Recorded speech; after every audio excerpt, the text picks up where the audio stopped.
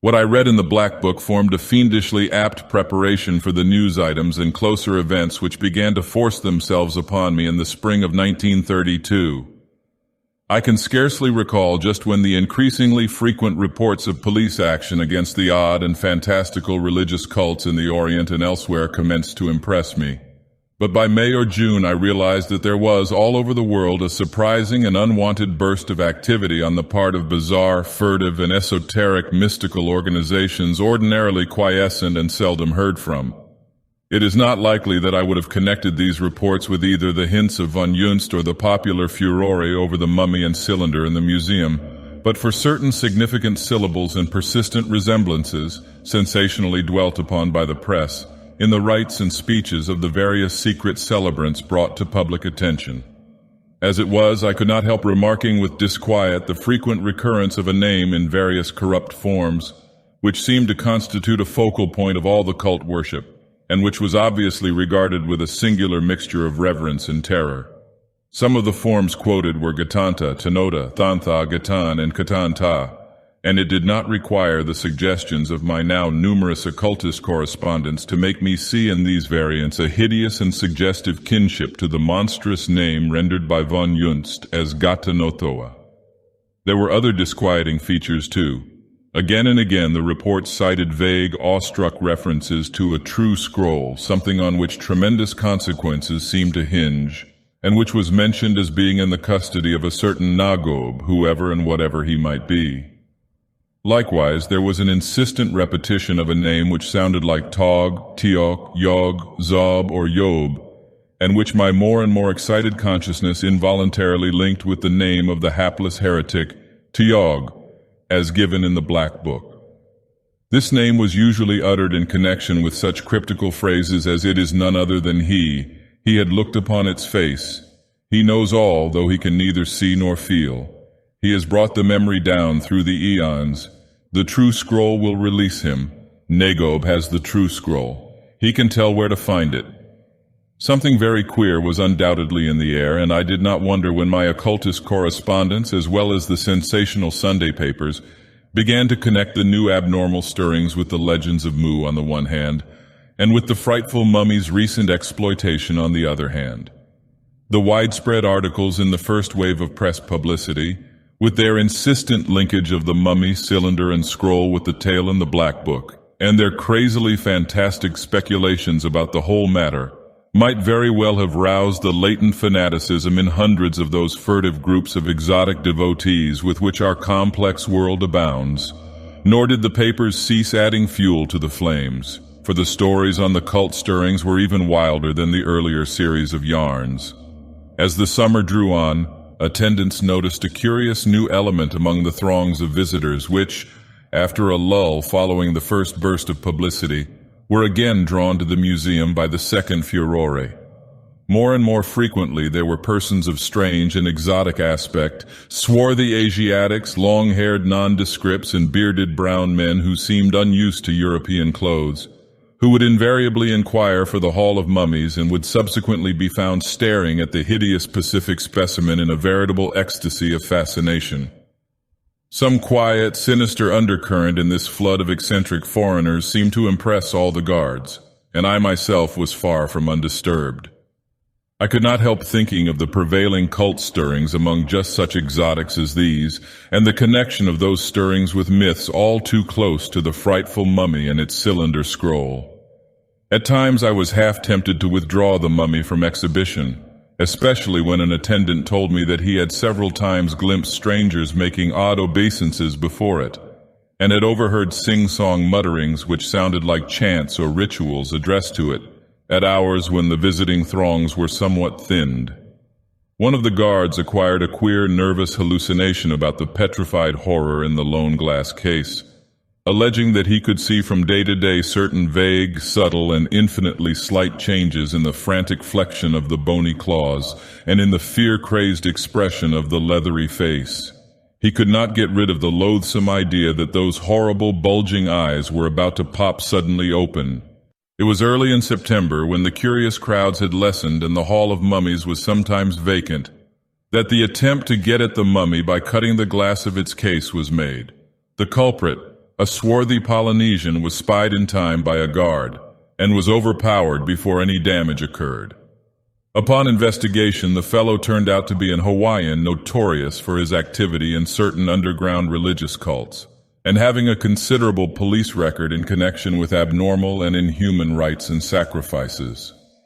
Some of the papers found in his room were highly puzzling and disturbing, including many sheets covered with hieroglyphs closely resembling those on the scroll at the museum and in the Black Book of von Junst, but regarding these things he could not be prevailed upon to speak. Scarcely a week after this incident, another attempt to get at the mummy, this time by tampering with the lock of his case, resulted in a second arrest. The offender, a Singalese, had as long and unsavory a record of loathsome cult activities as the Hawaiian had possessed, and displayed a kindred unwillingness to talk to the police. What made this case doubly and darkly interesting was that a guard had noticed this man several times before, and had heard him addressing to the mummy a peculiar chant containing unmistakable repetitions of the word Tiog. As a result of this affair, I doubled the guards in the Hall of Mummies and ordered them never to leave the now notorious specimen out of sight, even for a moment.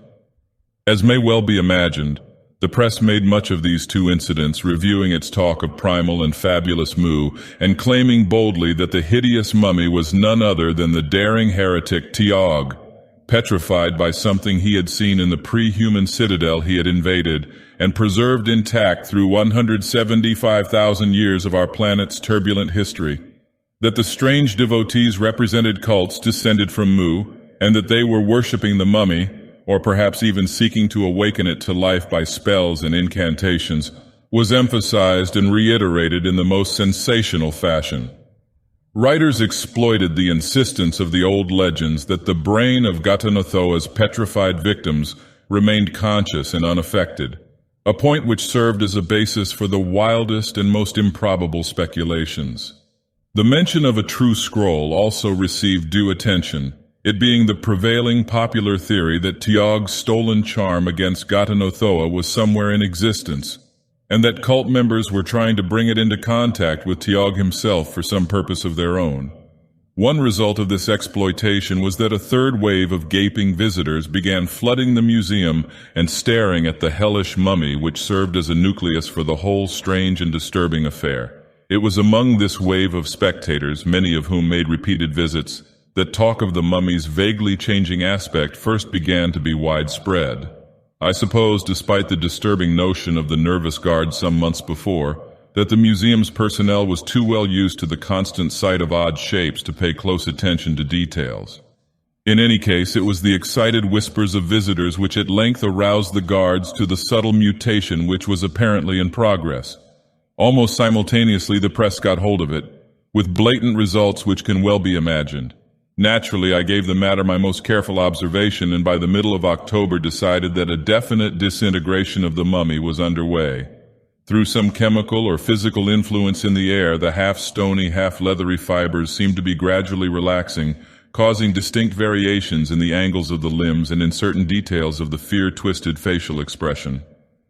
After a half-century of perfect preservation, this was a highly disconcerting development, and I had the museum's taxidermist, Dr. Moore, go carefully over the gruesome object several times. He reported a general relaxation and softening and gave the thing 2 or 3 astringent sprayings, but did not dare to attempt anything drastic lest there be a sudden crumbling and accelerated decay. The effect of all this upon the gaping crowds was curious. Heretofore, each new sensation sprung by the press had brought fresh waves of staring and whispering visitors, but now, though the papers blathered endlessly about the mummy's changes, the public seemed to have acquired a definite sense of fear which outranked even its morbid curiosity. People seemed to feel that a sinister aura hovered over the museum, and from a high peak the attendance fell to a level distinctly below normal. This lessened attendance gave added prominence to the stream of freakish foreigners who continued to infest the place and whose numbers seemed in no way diminished. On November 18th, a Peruvian of Indian blood suffered a strange hysterical or epileptic seizure in front of the mummy, afterward shrieking from his hospital cot, "It tried to open its eyes. Tiog tried to open his eyes and stare at me." I was by this time on the point of removing the object from exhibition, but permitted myself to be overruled at a meeting of our very conservative directors. However, I could see that the museum was beginning to acquire an unholy reputation in its austere and quiet neighborhood. After this incident, I gave instructions that no one be allowed to pause before the monstrous Pacific relic for more than a few minutes at a time. It was on November 24th, after the museum's 5 o'clock closing, that one of the guards noticed a minute opening of the mummy's eyes. The phenomenon was very slight, nothing but a thin crescent of cornea being visible in either eye, but it was nonetheless of the highest interest. Dr. Moore, having been summoned hastily, was about to study the exposed bits of eyeball with a magnifier when his handling of the mummy caused the leathery lids to fall tightly shut again. All gentle efforts to open them failed, and the taxidermist did not dare to apply drastic measures. When he notified me of all this by telephone, I felt a sense of mounting dread hard to reconcile with the apparently simple event concerned. For a moment I could share the popular impression that some evil, amorphous blight from unplumbed deeps of time and space hung murkily and menacingly over the museum. 2 nights later, a sullen Filipino was trying to secrete himself in the museum at closing time. Arrested and taken to the station, he refused even to give his name, and was detained as a suspicious person. Meanwhile, the strict surveillance of the mummy seemed to discourage the odd hordes of foreigners from haunting it. At least the number of exotic visitors distinctly fell off after the enforcement of the move-along order. It was during the early morning hours of Thursday, December 1st, that a terrible climax developed. At about 1 o'clock, horrible screams of mortal fright and agony were heard issuing from the museum, and a series of frantic telephone calls from neighbors brought to the scene quickly and simultaneously a squad of police and several museum officials, including myself. Some of the policemen surrounded the building while others, with the officials, cautiously entered. In the main corridor we found the night watchman strangled to death. A bit of East Indian hemp still knotted around his neck, and realized that despite all precautions, some darkly evil intruder or intruders had gained access to the place. Now, however, a tomb-like silence enfolded everything, and we almost feared to advance upstairs to the fateful wing where we knew the core of the trouble must lurk. We felt a bit more steadied after flooding the building with light from the central switches in the corridor, and finally crept reluctantly up the curving staircase and through a lofty archway to the Hall of Mummies. It is from this point onward that reports of the hideous case have been censored, for we have all agreed that no good can be accomplished by a public knowledge of those terrestrial conditions implied by the further developments. I have said that we flooded the whole building with light before our ascent. Now, beneath the beams that beat down on the glistening cases and their gruesome contents, we saw outspread a mute horror, whose baffling details testified to happenings utterly beyond our comprehension. There were 2 intruders who we afterward agreed must have hidden in the building before closing time, but they would never be executed for the watchman's murder. They had already paid the penalty. One was a Burmese and the other a Fiji islander, both known to the police for their share in frightful and repulsive cult activities. They were dead, and the more we examined them, the more utterly monstrous and unnameable we felt their manner of death to be. On both faces was a more wholly frantic and inhuman look of fright than even the oldest policeman had ever seen before. Yet in the state of the 2 bodies there were vast and significant differences. The Burmese lay collapsed close to the nameless mummy's case, from which a square of glass had been neatly cut. In his right hand was a scroll of bluish membrane which I at once saw was covered with grayish hieroglyphs, almost a duplicate of the scroll in the strange cylinder in the library downstairs, though later study brought out subtle differences. There was no mark of violence on the body, and in view of the desperate, agonized expression on the twisted face, we could only conclude that the man died of sheer fright. It was the closely adjacent Fijian, though, that gave us the profoundest shock. One of the policemen was the first to feel of him, and the cry of fright he emitted added another shudder to that neighborhood's night of terror. We ought to have known from the lethal grayness of the once black, fear-twisted face and of the bony hands, one of which still clutched an electric torch, that something was hideously wrong. Yet every one of us was unprepared for what that officer's hesitant touch disclosed. Even now, I can think of it only with a paroxysm of dread and repulsion. To be brief, the hapless invader who less than an hour before had been a sturdy living Melanesian bent on unknown evils, was now a rigid ash-gray figure of stony, leathery petrification, in every respect identical with the crouching, eon-old blasphemy in the violated glass case. Yet that was not the worst. Crowning all other horrors, and indeed seizing our shocked attention before we turned to the bodies on the floor, was the state of the frightful mummy. No longer could its changes be called vague and subtle, for it had now made radical shifts of posture. It had sagged and slumped with a curious loss of rigidity. Its bony claws had sunk until they no longer even partly covered its leathery, fear-crazed face, and, God help us, its hellish, bulging eyes had popped wide open and seemed to be staring directly at the two intruders who had died of fright or worse. That ghastly dead fish stare was hideously mesmerizing, and it haunted us all the time we were examining the bodies of the invaders. Its effect on our nerves was damnably queer, for we somehow felt a curious rigidity creeping over us and hampering our simplest motions. A rigidity which later vanished very oddly when we passed the hieroglyph scroll around for inspection.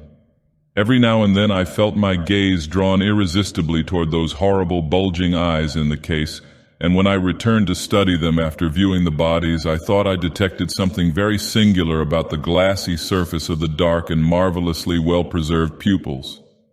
The more I looked, the more fascinated I became, and at last I went down to the office, despite that strange stiffness in my limbs, and brought up a strong multiple magnifying glass. With this I commenced a very close and careful survey of the fishy pupils, while the others crowded expectantly around. I had always been rather skeptical of the theory that scenes and objects become photographed on the retina of the eye in cases of death or coma. Yet no sooner did I look through the lens than I realized the presence of some sort of image other than the room's reflection in the glassy, bulging optics of this nameless spawn of the Aeons. Certainly there was a dimly outlined scene on the age-old retinal surface, and I could not doubt that it formed the last thing on which those eyes had looked in life, countless millennia ago. It seemed to be steadily fading, and I fumbled with the magnifier in order to shift another lens into place. Yet it must have been accurate and clear-cut, even if infinitesimally small, when, in response to some evil spell or act connected with their visit, it had confronted those intruders who were frightened to death. With the extra lens I could make out many details formerly invisible, and the awed group around me hung on the flood of words with which I tried to tell what I saw. For here, in the year 1932, a man in the city of Boston was looking on something which belonged to an unknown and utterly alien world. A world that vanished from existence in normal memory eons ago. There was a vast room, a chamber of cyclopean masonry, and I seemed to be viewing it from one of its corners. On the walls were carvings so hideous that even in this imperfect image their stark blasphemousness and bestiality sickened me. I could not believe that the carvers of these things were human, or that they had ever seen human beings when they shaped the frightful outlines which leered at the beholder. In the center of the chamber was a colossal trapdoor of stone pushed upward to permit the emergence of some object from below. The object should have been clearly visible, indeed must have been when the eyes first opened before the fear-stricken intruders, though under my lenses it was merely a monstrous blur. As it happened, I was studying the right eye only when I brought the extra magnification into play. A moment later I wished fervently that my search had ended there. As it was, however, the zeal of discovery and revelation was upon me, and I shifted my powerful lenses to the mummy's left eye in the hope of finding the image less faded on that retina. My hands, trembling with excitement and unnaturally stiff from some obscure influence, were slow in bringing the magnifier into focus. But a moment later I realized that the image was less faded than in the other eye. I saw in a morbid flash of half-distinctness the insufferable thing which was welling up through the prodigious trapdoor in that cyclopean, immemorially archaic crypt of a lost world, and fell fainting with an inarticulate shriek of which I am not even ashamed. By the time I revived, there was no distinct image of anything in either eye of the monstrous mummy. Sergeant Keefe of the police looked with my glass, for I could not bring myself to face that abnormal entity again. And I thanked all the powers of the cosmos that I had not looked earlier than I did. It took all my resolution and a great deal of solicitation to make me relate what I had glimpsed in the hideous moment of revelation. Indeed, I could not speak till we had all adjourned to the office below, out of sight of that demoniac thing which could not be. For I had begun to harbor the most terrible and fantastic notions about the mummy and its glassy, bulging eyes. That it had a kind of hellish consciousness, seeing all that occurred before it and trying vainly to communicate some frightful message from the gulfs of time. That meant madness. But at last I thought I might be better off if I told what I had half seen. After all, it was not a long thing to tell. Oozing and surging up out of that yawning trapdoor in the Cyclopean crypt, I had glimpsed such an unbelievable behemothic monstrosity that I could not doubt the power of its original to kill with its mere sight. Even now I cannot begin to suggest it with any words at my command. I might call it gigantic, tentacled, proboscidean, octopus-eyed, semi-amorphous plastic, partly squamous and partly rugose, ugh! But nothing I could say could even adumbrate the loathsome, unholy, non-human, extragalactic horror and hatefulness and unutterable evil of that forbidden spawn of black chaos and illimitable night. As I write these words, the associated mental image causes me to lean back faint and nauseated. As I told of the sight to the men around me in the office, I had to fight to preserve the consciousness I had regained. Nor were my hearers much less moved. Not a man spoke above a whisper for a full quarter hour, and there were odd, half-furtive references to the frightful lore in the Black Book, to the recent newspaper tales of cult stirrings, and to the sinister events in the museum. Gata no Thoa, even its smallest perfect image could petrify. Tyog, the false scroll, he never came back. The true scroll which could fully or partly undo the petrification, did it survive? The hellish cults, the phrases overheard. It is none other than he. He had looked upon its face. He knows all, though he can neither see nor feel. He had brought the memory down through the Aeons. The true scroll will release him. Nagob has the true scroll. He can tell where to find it. Only the healing grayness of the dawn brought us back to sanity. A sanity which made of that glimpse of mine a closed topic, something not to be explained or thought of again. We gave out only partial reports to the press and later on cooperated with the papers in making other suppressions. For example, when the autopsy showed the brain and several other internal organs of the petrified Fijian to be fresh and unpetrified, though hermetically sealed by the petrification of the exterior flesh, an anomaly about which physicians are still guardedly and bewilderedly debating, we did not wish a furore to be started. We knew too well what the yellow journals, remembering what was said of the intact-brained and still conscious state of Gatanathoa's stony, leathery victims, would make of this detail. As matters stood, they pointed out that the man who had held the hieroglyphed scroll and who had evidently thrust it at the mummy through the opening in the case was not petrified, while the man who had not held it was. When they demanded that we make certain experiments applying the scroll both to the stony, leathery body of the Fijian and to the mummy itself, we indignantly refused to abet such superstitious notions. Of course, the mummy was withdrawn from public view and transferred to the museum laboratory, awaiting a really scientific examination before some suitable medical authority. Remembering past events, we kept it under a strict guard. But even so, an attempt was made to enter the museum at 2:25 a.m. on December 5th. Prompt working of the burglar alarm frustrated the design, though unfortunately the criminal or criminals escaped. That no hint of anything further ever reached the public, I am profoundly thankful. I wish devoutly that there were nothing more to tell. There will of course be leaks, and if anything happens to me, I do not know what my executors will do with this manuscript. But at least the case will not be painfully fresh in the multitude's memory when the revelation comes. Besides, no one will believe the facts when they are finally told.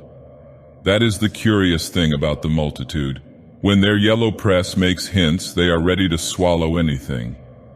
But when a stupendous and abnormal revelation is actually made, they laugh it aside as a lie. For the sake of general sanity, it is probably better so. I have said that a scientific examination of the frightful mummy was planned.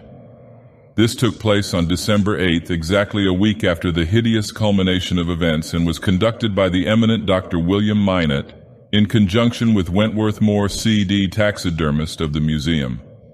Dr. Minot had witnessed the autopsy of the oddly petrified Fijian the week before. There were also present Messrs. Lawrence Cabot and Dudley Saltonstall of the museum's trustees, Doctors Mason, Wells, and Carver of the museum staff, 2 representatives of the press, and myself. During the week, the condition of the hideous specimen had not visibly changed, though some relaxation of its fibers caused the position of the glassy, open eyes to shift slightly from time to time. All of the staff dreaded to look at the thing, for its suggestion of quiet, conscious watching had become intolerable, and it was only with an effort that I could bring myself to attend the examination. Dr. Minot arrived shortly after 1 p.m., and within a few minutes began his survey of the mummy. Considerable disintegration took place under his hands, and in view of this, and of what we told him concerning the gradual relaxation of the specimen since the 1st of October, he decided that a thorough dissection ought to be made before the substance was further impaired. The proper instruments being present in the laboratory equipment, he began at once, exclaiming aloud at the odd fibrous nature of the gray, mummified substance. But his exclamation was still louder when he made the first deep incision, for out of that cut there slowly trickled a thick crimson stream whose nature, despite the infinite ages dividing this hellish mummy's lifetime from the present, was utterly unmistakable. A few more deft strokes revealed various organs in astonishing degrees of non-petrified preservation, all indeed being intact except where injuries to the petrified exterior had brought about malformation or destruction. The resemblance of this condition to that found in the fright-killed Fiji Islander was so strong that the eminent physician gasped in bewilderment. The perfection of those ghastly, bulging eyes was uncanny, and their exact state with respect to petrification was very difficult to determine. At 3:30 p.m. the brain case was opened, and 10 minutes later our stunned group took an oath of secrecy which only such guarded documents as this manuscript will ever modify. Even the 2 reporters were glad to confirm the silence, for the opening had revealed a pulsing living brain,